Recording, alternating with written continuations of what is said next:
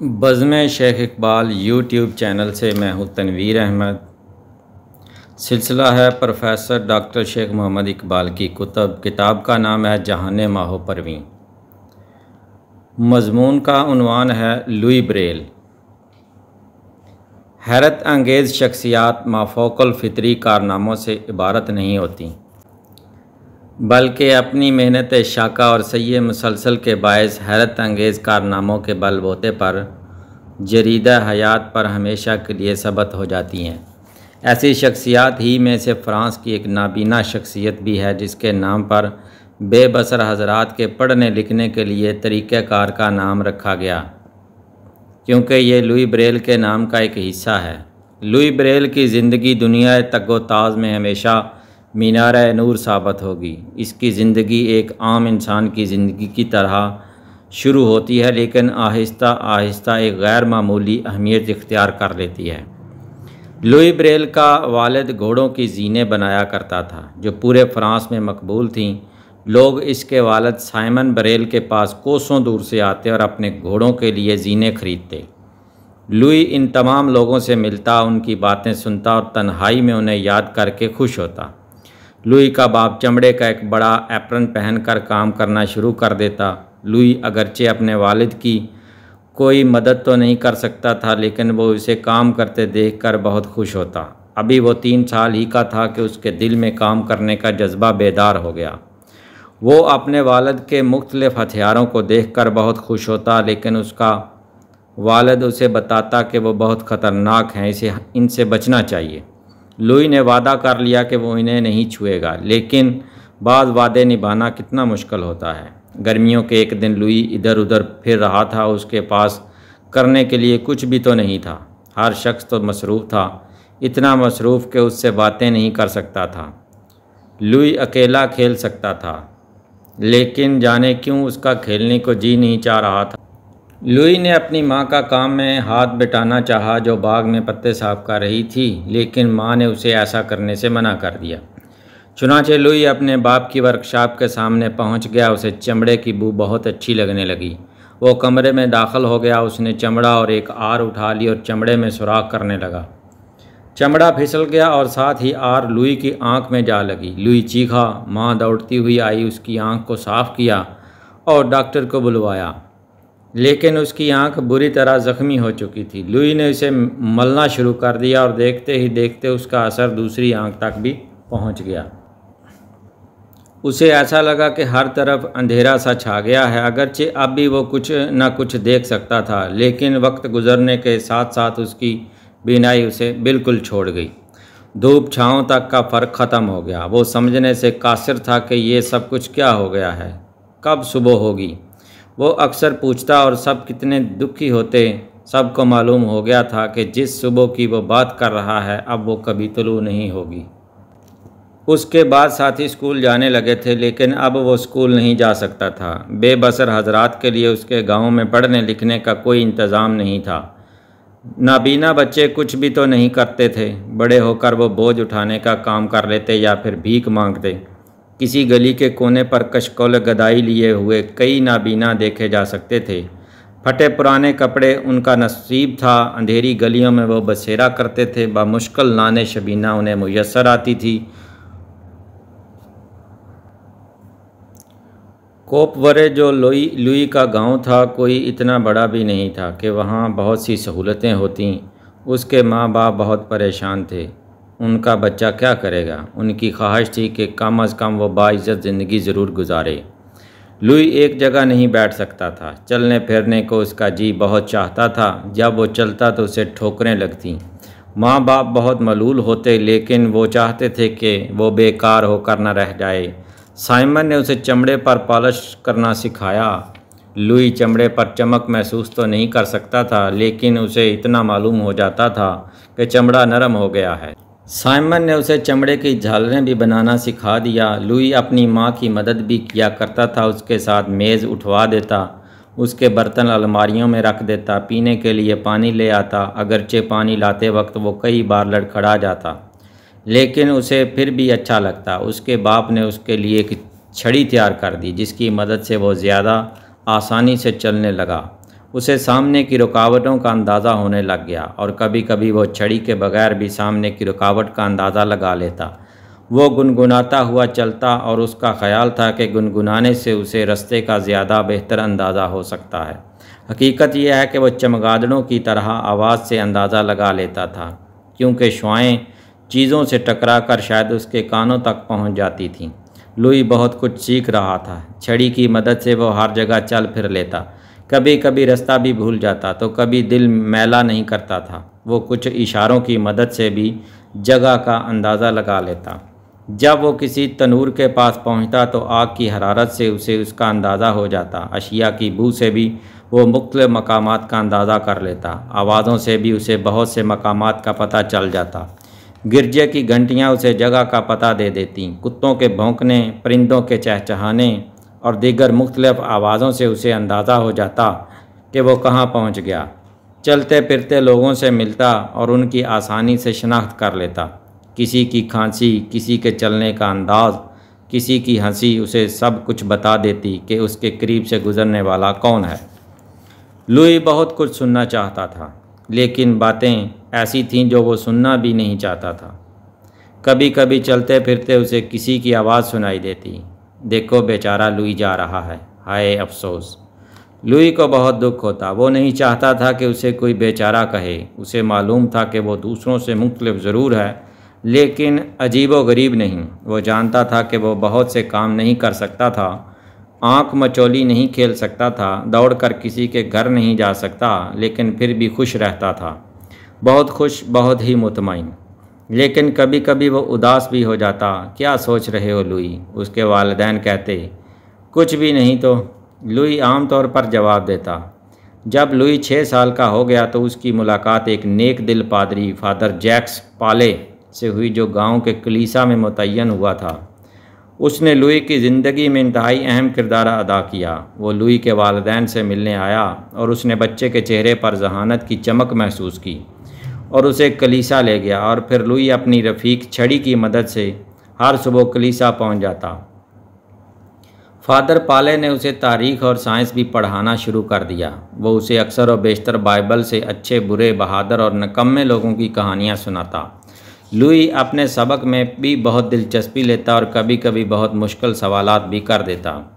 Father पाले को ख्याल हुआ कि उसे किसी स्कूल में दाखिल करा दे, और वो एक स्कूल के उस्ताद आइंस्टाइन बैचर्ड से मिला। बैचर्ड ने कभी किसी नाबीना तालब इल्म को नहीं पढ़ाया था, और फिर उसे अजीब ख्याल आया कि किताबें एक नाबीना बच्चे का क्या भला कर सकेंगी। कहीं ऐसा ना हो कि वो बहुत ज़्यादा ख्वाहिशात करने लगे और ज़िंदगी में पूरी ना हो सकें। और फिर शायद कवानीन भी ये इजाज़त नहीं देते थे कि एक नाबीना बच्चा स्कूल में दाखिल किया जाए। लेकिन उसे तो पढ़ने का बेहद शौक़ है, पादरी ने कहा। हो सकता है ये सच हो, लेकिन सोचो तो क्या ये मुनासिब होगा कि एक बीना बच्चे की जगह एक नाबीना बच्चे को दे दी जाए? उस्ताद ने कहा। फिर सोचो तो इमारत कितनी छोटी है, एक ही तो कमरा है। उस्ताद मजीद कहने लगा। पादरी ने आह भरी। हाँ, तुम ठीक ही कहते हो, और जाने लगा। लेकिन उस्ताद को कुछ ख्याल आया। ठहरो, इस तरह मत जाओ, मैंने बच्चे को देख लिया है, वो छोटा सा तो है, कहीं ना कहीं अड़ा ही लेंगे। बैचर्ड ने कहा। स्कूल जाना लुई को बहुत अच्छा लगा। दिन की पढ़ाई से तलबा थक जाते। 8 घंटे पढ़ना कौन सा आसान था, लेकिन लुई कभी ना थकता। हाँ, वो किताबें खुद नहीं पढ़ सकता था, वो सिर्फ सुनता और याद कर लेता। उसका हाफ़ज़ा बहुत अच्छा था। उसे उस्ताद का पढ़ाया हुआ सब कभी नहीं भूलता था, महीनों तक नहीं भूलता था। वो हिसाब के सवालात ज़बानी याद कर लेता। लेकिन जब उस्ताद कहता, बच्चों अपनी किताबें निकालो, लुई का दिल बैठ ही तो जाता। वो कभी कभी कोई किताब उठाता, सफ़ात पर उंगलियां फेरता। वो जानता था कि इन सफ़ात पर लफ्ज़ लिखे हुए हैं, लेकिन वो इन्हें पढ़ नहीं सकता था। ये सोचकर उसे बहुत दुख होता। वो इतना बड़ा हो गया था कि जान ले कि किताबों में जाने क्या क्या कुछ लिखा हुआ है जो शायद वो नहीं पढ़ सकेगा। कभी कभी लुई के जहन में सवालों का तूफ़ान बरपा हो जाता। कोई भी तो उसके सवालों का जवाब देने के लिए फारिग नहीं था। काश के वो किताबें खुद पढ़ सकता, लुई हसरत से सोचा करता। लुई 10 साल का हो गया था। पादरी पाले उसके बारे में मुतफक्कर था। वो कब तक इस स्कूल में रह सकेगा? उसे तो किसी नाबीनाओं के स्कूल में होना चाहिए, लेकिन क्या कोई ऐसा स्कूल है? ये नेक दिल पादरी को भी मालूम नहीं था। उसने लोगों से पूछना शुरू कर दिया और उसे मालूम हुआ कि फ़्रांस में नाबीनाओं के लिए एक स्कूल है जिसे royal institute of the blind कहते हैं। इस स्कूल में हिसाब, ग्रामर, जोग्राफिया, तारीख़, मौसीकी और बहुत से दीगर हुनर भी सिखाए जाते थे और नाबीना बच्चों को लिखना पढ़ना भी सिखाया जाता था। पादरी बहुत खुश हुआ और किसी अमीर आदमी से ख़त लिखवाया ताकि जवाब यकीनी हो। जवाब मिला कि लुई को दाखिल किया जा सकता है और फिर पादरी भागा भागा लुई के घर गया। लुई के माँ बाप भी खुश हुए और परेशान भी। लुई अब उनसे दूर चला जाएगा। पेरिस उनके गांव से 30 मील दूर था। लुई सिर्फ सरमा की तातीलात में घर आ सकेगा। बहरहाल माँ बाप तैयार हो गए और लुई पेरिस के स्कूल में पहुँच गया। स्कूल में पहला दिन लुई के लिए किसी डरावने ख्वाब से कम न था। वहाँ कितने ही लोग थे, शोर ही शोर था। कोई 100 नाबीना तलबा अदारे में मौजूद थे जिनसे लुई का तारुफ कराया गया। उसने उनके नाम याद करना शुरू कर दिए। उसे बहुत मुश्किल पेश आई। वो इतने सारे लोगों में कभी नहीं रहा था। खुदा खुदा करके दिन गुजरा। लुई पहली बार तंग स्कूल के बिस्तर में लेटा और बहुत सारे बिस्तर मौजूद थे। लुई बहुत थक गया था, लेकिन नींद कोसों दूर थी। 10 साल लुई अपने घर से कभी दूर नहीं गया था। उसे घर की याद तो इतनी नहीं सता रही थी, लेकिन वो घबराया घबराया दिखाई दे रहा था। उसने अपना सर तकिए पर टेक दिया और रोना शुरू कर दिया। मत रो। साथ वाले बिस्तर से एक आवाज़ उसके कान में आई। एक रुमाल भी उसकी तरफ बढ़ा और करीब आ गया। मेरा नाम गैब्रिएल है, गैब्रिएल गॉटियर। तुम्हारा नाम क्या है? Louis Braille. लुई ने सिसकते हुए कहा। सुनो लुई, तुम्हें नए दाखिल होने वाले बच्चे की अफसरदगी लाहिक है। हर एक के साथ ऐसा होता है। मेरे साथ भी ऐसा ही हुआ था, गैब्रिएल ने कहा। गैब्रिएल ने कुछ तसल्लियाँ दी और फिर दोनों सो गए। अगले कई दिनों में लुई को बहुत सी नई चीज़ों से दो चार होना पड़ा। वो एक देहाती था, ताज़ा हवा और धूप का आदी, लेकिन यहाँ सब कुछ बदल गया। अब वो एक तंग माहौल में सांस ले रहा था। देहात की तरह यहाँ नहाने का कोई इंतज़ाम न था। सब बच्चों के लिए एक ही गुसल खाना था और वो महीने में एक बार नहा सकते थे। इमारत बड़ी थी। लुई के लिए चलना फिरना खासा दुश्वार था।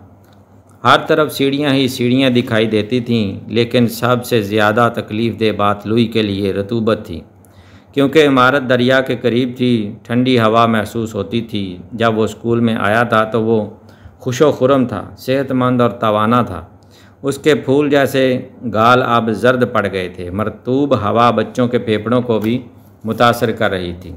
लुई अपने गांव को बुरी तरह याद करता, लेकिन आहिस्ता आहिस्ता यादें मांद पड़ने लगीं। उसने बहुत से दोस्त बना लिए। सुबह से शाम तक पढ़ने लिखने में महव हो गया। 10 साल लुई स्कूल में सबसे छोटा बच्चा था, लेकिन कारकर्दगी में सबसे बेहतर। यह बच्चा सीखने में कोई दिक्कत महसूस नहीं करता। उसे कोई बात दोबारा बतानी नहीं पड़ती, स्कूल के एक उस्ताद ने कहा। शाम के वक्त बच्चे टोपियाँ, दस्ताने, जूते, चाबक वगैरह बनाते। लुई तो पहले ही अपने बाप को चमड़े का काम करते देख चुका था और हाथ का काम खुद कर लेता था। इसलिए साल के आखिर में उसे बुनाई और कफश दोज़ी में इनाम मिला। स्कूल में मौसीकी भी सिखाई जाती थी। लुई ने भी मौसीकी सीख ली और पियानो में बड़ी महारत हासिल कर ली। जब भी वो परेशान होता तो मौसीकी से दिल बहला लेता। नाबीना बच्चे शहर की पुरहुजूम गलियों में तो फिर नहीं सकते थे, इसलिए वो इस तरह अपना दिल बहलाते। हर जुमेरात को उन्हें सैर के लिए ले जाया जाता, लेकिन पेरिस की मसरूफ़ गलियों में फिरना कौन सा आसान काम था। चुनांचे रस्से की मदद से उन्हें चलाया जाता। रस्से को पकड़कर नाबीना बच्चे सैर के लिए जाते। बच्चे कभी कभी नापसंदीदगी का इजहार भी करते। पेरिस का शहर बहुत ही मसरूफ़ शहर था, लेकिन आहिस्ता आहिस्ता लुई ने रास्ते सीखने शुरू कर दिए और आवाज़ों की मदद से जगहों की पहचान करने लगा। उसे गिरजों की घंटियों से उनकी पहचान होने लगी। वो कश्तियों की आवाज़ से उनका अंदाज़ा लगाने लगा। सिपाहियों के जूतों की पहचान होने लगी। ख़वातीन के सरसराते हुए कपड़ों से वो उनकी आमद और रफ्त का अंदाज़ा लगाने लगा। कबूतरों की पहचान उसे उनके पर फड़फड़ाने से होने लगी। वक्त गुजरता गया। लुई मुतमईन ज़िंदगी की तरफ बढ़ता गया। उसे एक बेइत्मीनानी थी, वो ये कि वो किताबें खुद नहीं पढ़ सकता था। 1820 में नाबीनाओं के लिए पढ़ने का एक ही तरीका था, हरूफ तहज्जी को उभार कर किताबें तैयार की जाती थीं। ये काम बहुत मुश्किल था। कुछ हरफ सादा होते और कुछ बहुत पेचीदा, उन्हें पहचानना मुश्किल हो जाता। QSOS नज़र आता, OSCS महसूस होता, TI की तरह महसूस होता और BR की तरह।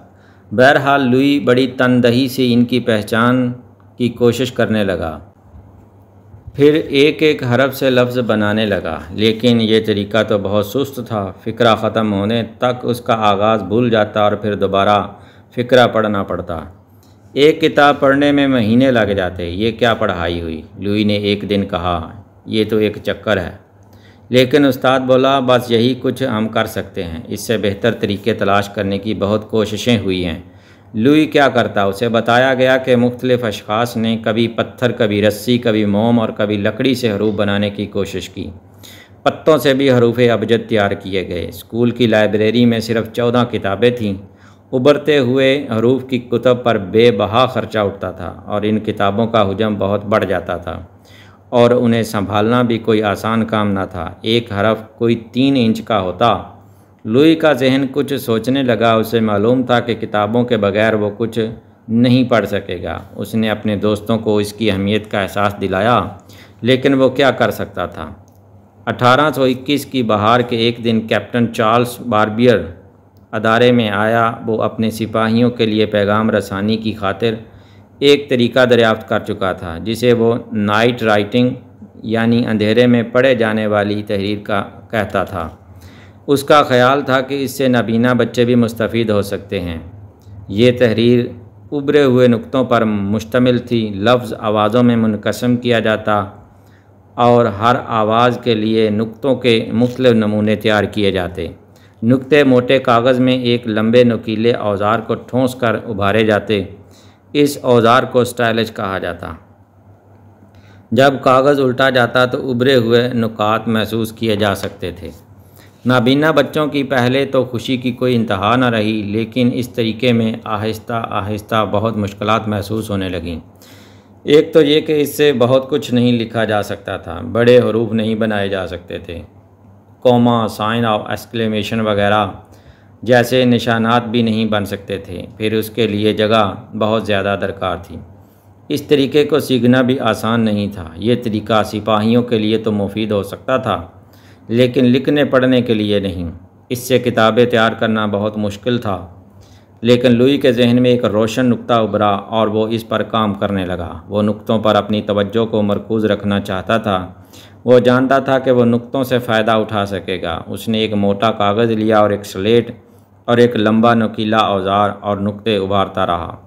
ये औजार आर से मुमासिल था, जिसकी वजह से वो अपनी बिनाई खो बैठा था। जब कैप्टन बार्बियर को मालूम हुआ कि लुई उसके अंदाज़े तहरीर को बेहतर बनाने की कोशिश कर रहा है तो वो स्कूल पहुंचा। लुई को बहुत खुशी हुई कि उसे कोई अहम आदमी मिलने आया है। उसे मालूम नहीं था कि वो उसकी मसाई की तहसीन करेगा या तनकीस। कैप्टन लुई को छड़ी के साथ चलते हुए और उसकी तरफ बढ़ते हुए देखकर बहुत हैरान हुआ। उसका तो ख्याल था कि वो कोई बड़ी उम्र का फ़र्द होगा, 12 साला बच्चा नहीं।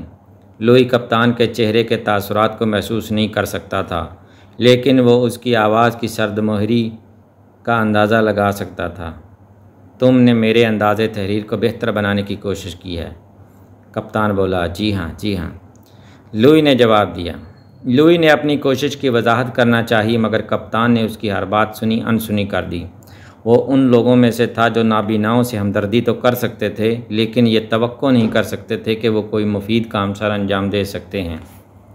जब लुई अपने तरीके की वजाहत कर चुका तो कैप्टन बेतवज्ही से उठकर चला गया, क्योंकि उसे ये कोशिश पसंद नहीं आई थी। लुई को सख्त अफसोस हुआ।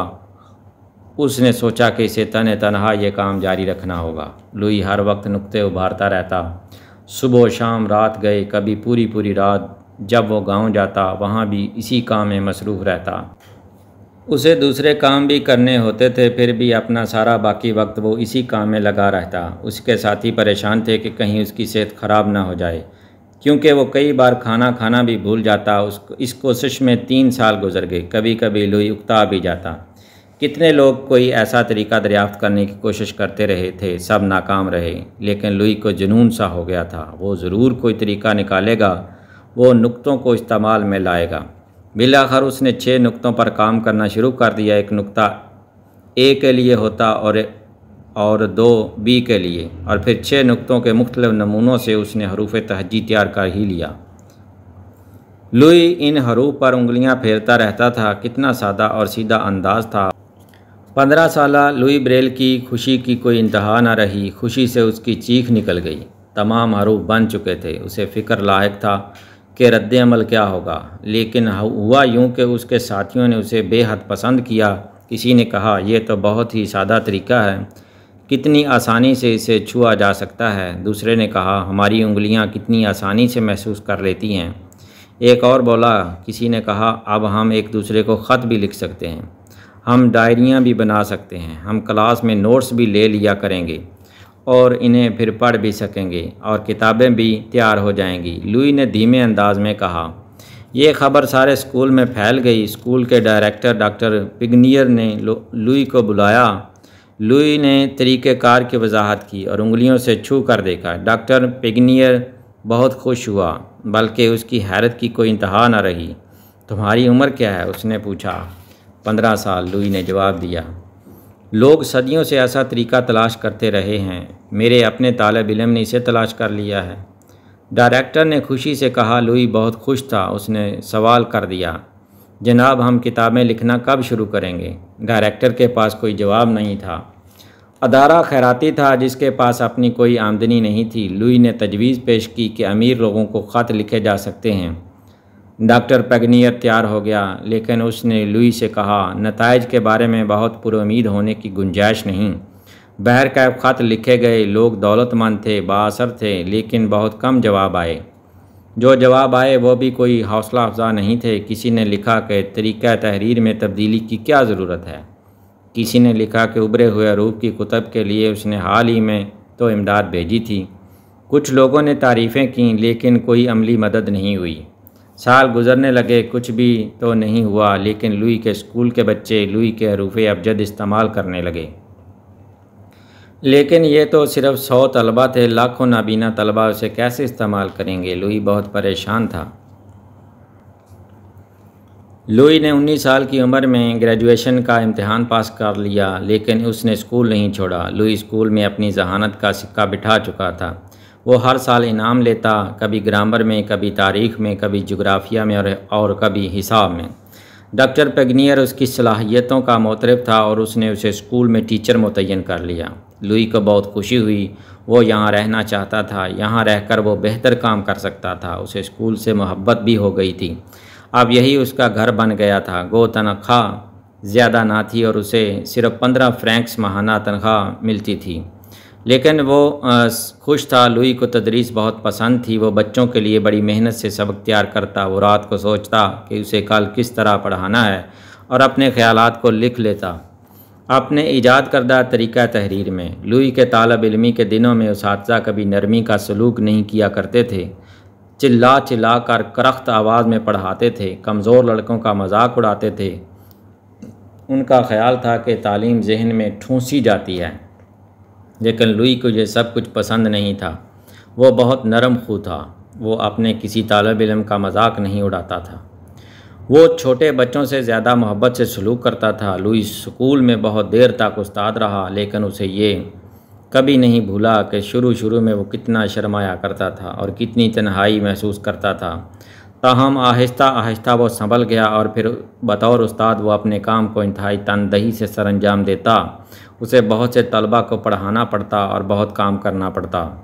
बेपनाह मसरूफ़ियत के बावजूद वो अपने दोस्तों के लिए वक्त ज़रूर निकाल लेता और उनके दुख सुख में शरीक होता। उसे मौसीकी भी नहीं भूली थी और फ़ारग लम्हों में पियानो ही उसका साथी होता था। मौसीकी से उसकी दिलबस्तगी ने उसे सेंट निकोला चर्च में अहम मकाम दिला दिया और लोग ये समझने लगे थे कि एक दिन वो बहुत बड़ा मौसीकार बन जाएगा। बशर्ते कि वो मौसीकी ही से वाबस्ता रहे। मौसीकी उसके जज्बों की आबियारी करती थी, लेकिन उसका पहला इश्क हरूफ तहज्जी था, और पहला इश्क सर चढ़ कर बोलता है। इस इश्क ने उसे कभी चैन ना लेने दिया। जब भी वक्त मिलता वो नुक्तों के मुख्तलिफ नमूने बनाने में मसरूफ़ रहता, और उसने मौसीकी के सुरों के लिए भी नुक्ते तराश लिए थे।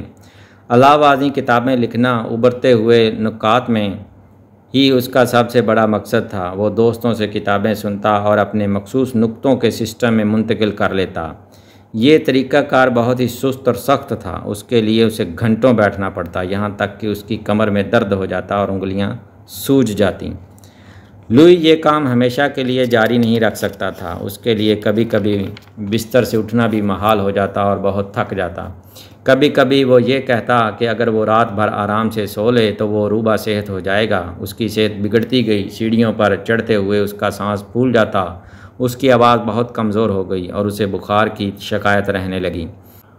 वो कपकपी महसूस करने लगा। उसे खांसी का हमला भी हुआ, जो बद से बदतर होता गया। डॉक्टर उसका मुआयना करने के बाद खामोश सा हो गया। वो उसे हकीकत नहीं बताना चाहता था, लेकिन लुई को ख़ुद भी महसूस हो गया था कि तप्पे दिक ने उसे आ लिया है, क्योंकि मरतूबा माहौल में यही कुछ हो सकता था। ना वो ताज़ा हवा ले सकता था और ना ही आराम करना चाहता था। उसे मालूम था कि ये बीमारी लाइलाज है। अभी तो वो 26 साल का था। वो मरना नहीं चाहता था, क्योंकि उसे अपने हरूफ तहज्जी से बहुत प्यार था, जिसके ज़रिए वो लाइब्रेरी के लिए ज़्यादा से ज़्यादा कुतब लिख देना चाहता था। चुनांचे उसने फ़ैसला कर लिया कि वो इस बीमारी के सामने घुटने नहीं टेकेगा और आसानी से उसे गालिब नहीं होने देगा। वो तमाम उम्र लड़ता रहा और वो अब भी बीमारी के ख़िलाफ़ लड़ने के लिए तैयार था। उसने डॉक्टर के मशवरों पर अमल करना शुरू कर दिया, और जब भी उसकी सेहत ने इजाज़त दी उसने अपने नस्बुल ऐन के लिए कोई दकीका फ़रोगुज़ाश्त नहीं किया। वो कभी कभी ताज़ा हवा में चला जाता और इस तरह उसकी सेहत कदरे बेहतर हो गई। वक्त गुजरता गया। लुई मुतमिन था कि वो बच्चों को पढ़ा रहा है और अपने हरूफ तहज्जी के काम को आगे बढ़ा रहा है। स्कूल का डायरेक्टर पिग्नियर उसके साथ था। डॉक्टर पिग्नियर ने लुई के हरूफ तहज्जी पर एक किताब लिखी और उसे अहम लोगों तक पहुंचाया। सिवाय हरूफ तशक्कुर के और कुछ कहीं से नहीं मिला। एक दिन लुई अपने गांव कोपबरे जा रहा था। वो एक कोच में बैठा था। उसने महसूस किया कि उसके साथ एक नाबीना खातून बैठी है। उसने उसे हरूफ तहज्जी के बारे में बताया। खातून बहुत खुश हुई और उसने ये हरूफ तहज्जी सीखने का वादा किया। उसने ये वादा पूरा किया या नहीं उसके बारे में तो लुई को कुछ मालूम ना हो सका, लेकिन उसे ये एहसास था कि उसके हरूफ तहज्जी किस तरह इस तरह की लाखों नाबीना ख़वातीन तक पहुँचेंगे। लुई कभी किसी से ज़्यादा बातें नहीं किया करता था, लेकिन अब जो भी कोई मिलता वो अपने इस तरीक़ा तहरीर के बारे में बताता। शायद कोई उसकी मदद को तैयार हो जाए, लेकिन उसे तसल्लियों के सिवा कुछ नहीं मिलता था, और कभी कभी वो चीख उठता। उसे एहसास था कि उसके पास बहुत ही कम वक्त है। अभी वो अपनी उम्र की चौथी दहाई ही में था, लेकिन जिस बीमारी में वो मुब्तला था वो बहुत ही ख़तरनाक थी। उसे फिर भी उसकी कोई परवाह न थी, लेकिन उसे ज़िंदगी का बड़ा दचका उस वक्त लगा जब 1841 में डॉक्टर पेगनियर स्कूल से चला गया और उसकी जगह डॉक्टर डूफा ने संभाल ली, जो कि बिल्कुल मुख्तलिफ आदमी था। सर्द महर करख्त, जो तब्दीलियों के बिल्कुल ख़िलाफ़ था। उसने लुई के हरूफ तहज्जी को रद्द कर दिया और उसे एक अहमकाना अमल बताया। शुरू में तो उसने बच्चों को इसे इस्तेमाल करने दिया, लेकिन फिर बिल्कुल मना कर दिया। उधर लुई की सेहत ख़राब तर होने लगी और वो स्कूल से अपने घर चला गया। उसे यकीन था कि वो वापस ज़रूर आएगा, लेकिन उसके दोस्तों को इसका यकीन नहीं था। लेकिन लुई वापस आ गया। उसकी सेहत कदरे बेहतर हो गई, लेकिन ये कलक के उसके हरूफ तहज्जी को बिल्कुल नज़रअंदाज किया जा रहा था, उसे खाया जा रहा था। उसकी किताबों का क्या बनेगा? क्या उसकी कोशिशें अकारत जाएंगी? उसकी शबाना रोज़ की काविशें लाहासिल साबित होंगी? उसके दुख की कोई इंतहा न रही जब उसे बताया गया कि उसकी तमाम कुतब उसकी अदम मौजूदगी में नज़र आतश कर दी गई हैं। अब ज़िंदगी डरावना ख्वाब बनती जा रही थी। उसका जिस्म टूट फूट रहा था और उसकी रूह जल रही थी, लेकिन किस्मत को कुछ और ही मंजूर था। नाबीना बच्चे उसकी किताबों को खुफिया तौर पर इस्तेमाल करते रहे। बड़े बच्चों ने छोटे बच्चों को पढ़ाना शुरू कर दिया। उन्हें मालूम था कि यही उनकी मंजिल है। कुछ अशख़ास को ये ख़तरा लाहिक हुआ कि अगर नाबीना बच्चों ने यही रविश जारी रखी तो वो पढ़ने में खुद कफ़ील हो जाएंगे। उन्हें बिना उसातिज़ा से पढ़ने की ज़रूरत बाकी नहीं रहेगी, तो उनके रोज़गार का क्या बनेगा। तमाम स्कूलों में नाबीना उसातिज़ा पढ़ाने लगेंगे, मगर अदारे का एक उस्ताद डॉक्टर जोसेफ लुई के हरूफ अबजद में दिलचस्पी लेने लगा।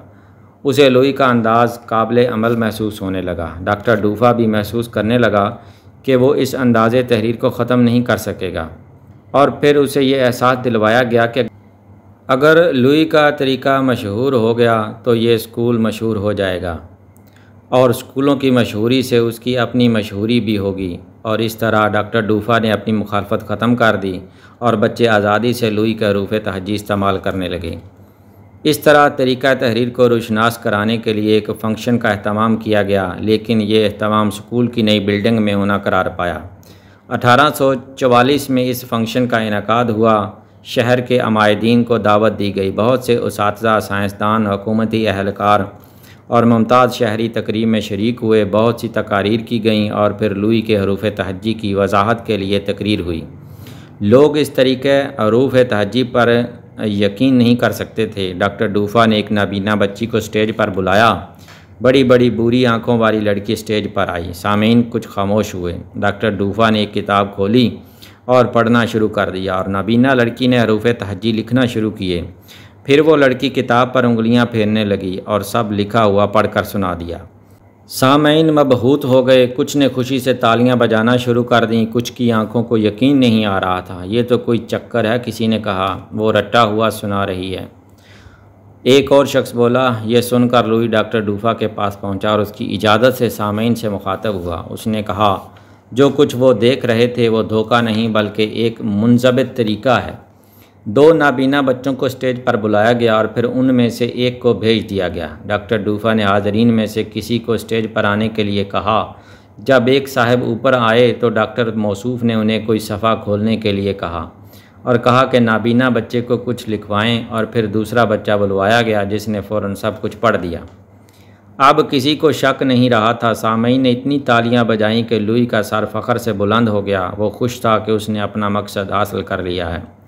वक्त गुज़रता गया। लुई तपद के ख़िलाफ़ भी लड़ता रहा। कभी कभी वो बहुत बीमार हो जाता, लेकिन उसे फिर भी उम्मीद रहती कि वो फिर ठीक हो जाएगा। लेकिन इस बार बीमारी ने कुछ ऐसा हमला किया कि वो बहुत परेशान हो गया। 1844 में लुई ने बतौर उस्ताद काम करना ख़त्म कर दिया। अभी उसकी उम्र सिर्फ 35 बरस थी, लेकिन वो काम नहीं कर सकता था। साहब फराश हो गया, लेकिन उसे खुशी की ये ख़बर मिली कि उसके हरूफ अबजद में किताबें तैयार होने लगी हैं। 1847 में पहला बरेल प्रिंटिंग प्रेस कायम हुआ और अब मशीन के ज़रिए किताबें तैयार होने लगीं। लुई अपने कमरे में लेटा रहा और उसे कुछ दोस्त मिलने आ जाते और वो उन्हें देखकर चेहरे पर खुशियां सजा लेता। लोग उसकी बहुत तारीफ़ करते, लेकिन उसे कभी एहसास तफ़ाखुर न हुआ। दिसंबर 1851 का एक मरतूब दिन था। लुई को ज़ुकाम हो गया और वो बहुत कमज़ोरी महसूस करने लगा। उसे बुखार ने भी आ लिया। उसकी खांसी शदीद हो गई। उसके दोस्तों ने उसे यकीन दिलाया कि वो ठीक हो जाएगा, लेकिन वो बहुत अफसरदा था। उसे मालूम हो गया था कि अब वो मौत के बहुत करीब है। वो मौत से नहीं डरता था, लेकिन उसे ज़िंदगी से भी मोहब्बत थी, क्योंकि ज़िंदगी ही में वो अपने काम को आगे बढ़ा सकता था। लुई की ज़िंदगी तकरीबन ख़त्म हो गई थी। 6 जनवरी 1852 को शदीद बारिश हुई। लुई ने खिड़की की तरफ देखा और मुस्कुरा दिया, और फिर उसने अपनी आंखें बंद कर लीं, फिर कभी न खोलने के लिए। उसके दोस्तों को बहुत अफसोस हुआ, लेकिन वो मशहूर आदमी नहीं बन सका था। पेरिस के किसी अखबार ने उसकी मौत की खबर शाया नहीं की, लेकिन आज वो हर जगह जाना जाता है। जहाँ बरेल की रोशनी है वहीं वहीं वो रोशन है। लुई एक सादा सा मुअल्लिम था। उसके पास दौलत नहीं थी, लेकिन आज जाने कितने लोग उसके सरापास पास हैं। जब लुई चल बसा तो आहिस्ता आहिस्ता उसके चिराग की लौ तेज़ होने लगी। हर नबीना बच्चा और बच्ची बरेल सीखने लगा। हर ज़ुबान बरेल में लिखी जाने लगी। लुई की मौत के 6 ही साल बाद अमेरिका के स्कूल ने उसके हरूफ अबजद इस्तेमाल करना शुरू कर दिए। अगले 30 साल में यूरोप में यह तरीका मुरव्वज हो गया। लुई का नाम पूरी दुनिया में मशहूर हो गया। स्कूलों में और जराइद के नाम उसके नाम पर रखे जाने लगे। इंसाइक्लोपीडियाज़ में उसका जिक्र होने लगा। टिकटों पर उसकी तस्वीर छपने लगी। जब लुई ने 1852 में वफ़ात पाई तो पेरिस के किसी अखबार ने भी ये खबर शाया नहीं की थी। लेकिन 100 साल के बाद 1952 में दुनिया के तमाम अखबारों ने इसकी जिद्दोजहद की कहानियाँ जली सुर्खियों के साथ छापी और उसकी लाश जो उसके गांव में मदफून थी पेरिस लाई गई और उसे एक इमारत पैंथोन में दफनाया गया जहां फ़्रांस की मशहूर शख्सियात मदफून हैं। अब फ़्रांस और दुनिया उसे सलाम कह रही थी। उसकी 100वीं बरसी पुरजोश तरीके से मनाई गई जिसमें सदर फ़्रांस ने भी शिरकत की और हेलन केलर भी फ़्रांस पहुंची और जगह जगह से नाबीना अफराद अपने मोहसिन को खराज अकीदत पेश करने के लिए आए जिसने इनको किताबों की बेशबहा दौलत से नवाज दिया। सामीन, अगर आपको ये लुई ब्रेल की कहानी पसंद आई है तो लाइक करें और चैनल को सब्सक्राइब करें। बहुत शुक्रिया।